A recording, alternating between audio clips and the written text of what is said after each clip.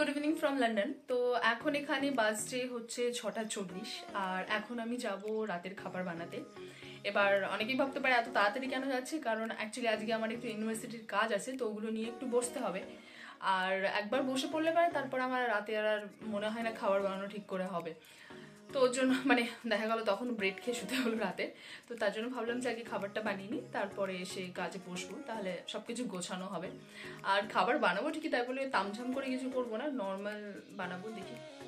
তো যারা নতুন এই চ্যানেলে তাদের জন্য আমার পরিচয়, আমি নীলম, একজন ভারতীয় যে এখন ইউকেতে আছি ইন্টারন্যাশনাল স্টুডেন্ট হিসাবে। আর এই চ্যানেলে আমি আমার এখানকার মানে অ্যাব্রড লাইফের বিভিন্ন জিনিস শেয়ার করি। তো আজকে যে ব্লগটা, সেই ব্লগের মূল মুদ্রা হচ্ছে রাতের ডিনার, এবং সেখানে যেই ডিশটা আজকে বানানো হবে সেই ডিশের প্রথম ইনগ্রিডিয়েন্টস যেটা, সেটা হলো রসুন। রসুনটা আমি পরিষ্কারই করছিলাম, কিন্তু এটা করতে করতে আমার মনে পড়লো যে আমি তো জলটাই বসাইনি ইন্ডাকশানে, তো তার জন্য জলটাও বসাবো। তো আজকে যেটা আমি বানাবো সেটা হলো স্প্যাগেটি। এবার স্প্যাগেটি আমি আগে ইন্ডিয়াতেও পাওয়া যায়, আমি জানি অনেকেই বানিয়ে খেয়েছে, বাট আমি কখনো সেভাবে খাইনি, আমি কখনো ইন্টারেস্টও হয়নি খাওয়ার।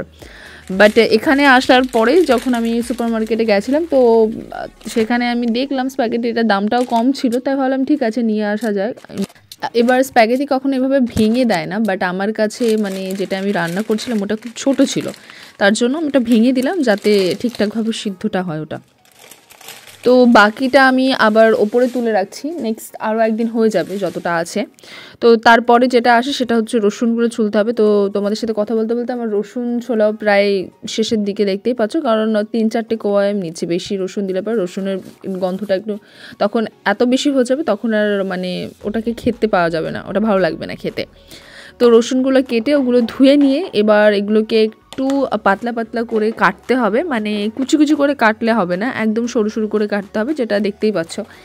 আর হ্যাঁ, আমি এখনও পর্যন্ত চপিং বোর্ড আর নাইফ কিনিনি, তো দেখি কিনে নেবো খানি, বাট এখনও কেনা হয়নি। তো এটা দিয়েই কাজ হয়ে যাচ্ছে, তো ওটা দিয়েই কাজ করছি এখনও আমি।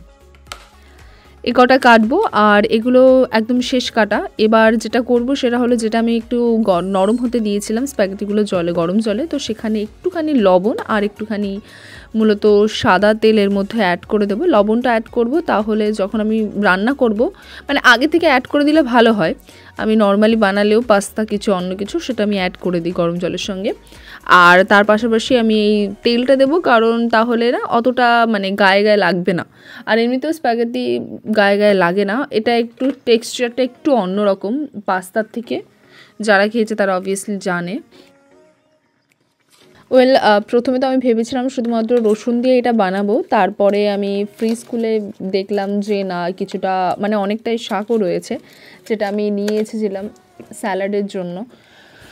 তো সেই শাকটা ভাবলাম ঠিক আছে, এটার মধ্যে কিছুটা দিয়ে দেওয়া যেতে পারে, কারণ এটা হালকা একটুখানি মানে নরম হলে পরে আপনি এটা খেতে পারবেন, অতটা অসুবিধা হবে না। আর যেহেতু আমার এটা যেটা জাল হবে এখন ওই স্প্যাগেটিটা অ্যাড করার আগে, ওটা 5 থেকে 6 মিনিটই হবে, তো অনেকক্ষণ ধরে কুক হবে না, তো এটা নর্মাল হিসেবে খাওয়া যেতে পারে। তো এবার যেহেতু আমার এটা অলরেডি গরম হয়ে গেছিলো, মানে ঠিকঠাক নরম হয়ে এসছে, তো তার জন্য আমি ওটাকে প্রথমে ধুয়ে নিলাম, ধুয়ে ওই প্লেটেই রেখেছি যাতে আমার সুবিধা হয় পরে যখন আমি অ্যাড করব তার জন্য। তো তখন আমি গরম জলে লবণ অ্যাড করেছিলাম, তো সেটা একটু মানে ঠিকঠাক লবণটা আছে কিনা না কম আছে সেটা দেখার জন্য আমি একটা টেস্টও করলাম, তো লবণটা ঠিকঠাক ছিল। বাট এবার যেটা মশলাটা আমি করব সেখানে তার অনুযায়ী লবণ দিলেই হবে। তো তেলটা এখন গরম হয়ে এসেছে, এবার সেই গরম তেলের মধ্যে আমি প্রথমে দিয়ে দিচ্ছি হচ্ছে রসুনটা, যেটা আমি প্রথমে কেটে রেখেছিলাম। এবার এই রসুনটা কিছুক্ষণ ভাজতে হবে, এমন না যে মানে 1 মিনিটে তুলে নেব, প্রথমে এটাকে ভাজবো আমি একদম পুরো ব্রাউন কালার হবে যখন।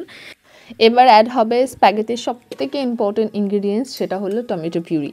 স্প্যাগেটি হলো একটা ইটালিয়ান ডিশ, আর ইটালিয়ান ডিশে না মানে এই ডিশটাতে স্পেশালি তারা টমেটো পিউরিটা নিজেরা বানিয়ে অ্যাড করে, আর্টিফিশিয়াল অ্যাড করে না। বাট আমার তো উপায় নেই, তো আমি যখন স্প্যাগেটি কিনে এনেছিলাম সুপার মার্কেট থেকে, তার সঙ্গে এটাও নিয়ে এসেছিলাম যাতে মানে এটা বানিয়ে খাওয়া যায়। তো সেই অনুযায়ী আমি প্রথমে রসুনটাকে ব্রাউন কালার করলাম, ভাজলাম, তার মধ্যে এবার টমেটো পিউরিটা অ্যাড করে দেবো। এটাকে এবার কিছুক্ষণ আমাকে অ্যাড করার পরে ভাজতে হবে।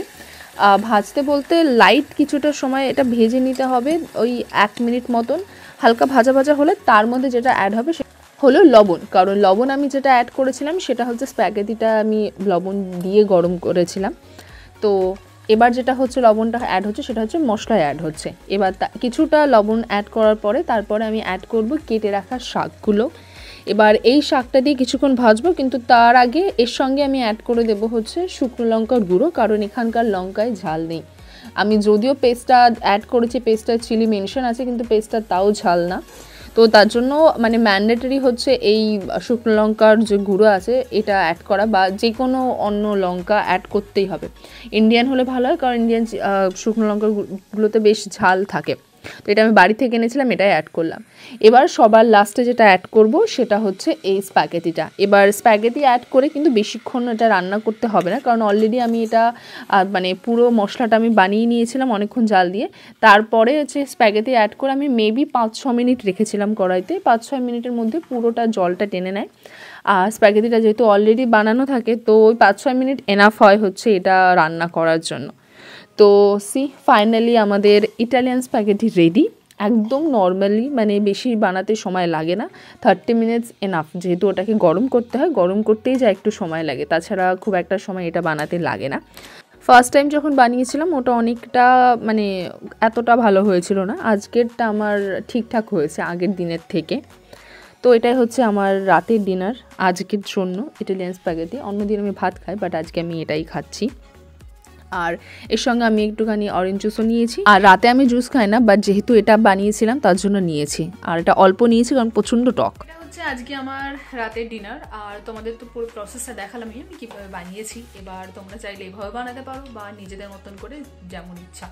আমি এটা নিজেই দেখেছিলাম অনলাইনে, তো সেখান থেকে রেসিপি বা যেভাবে বানিয়েছিল সেটা আমি ফলো করলাম। নেক্সট টাইম ট্রাই করবো অন্যভাবে বানানোর। তো আজকের জন্য টাটা, দেখা হবে নতুন ব্লগে।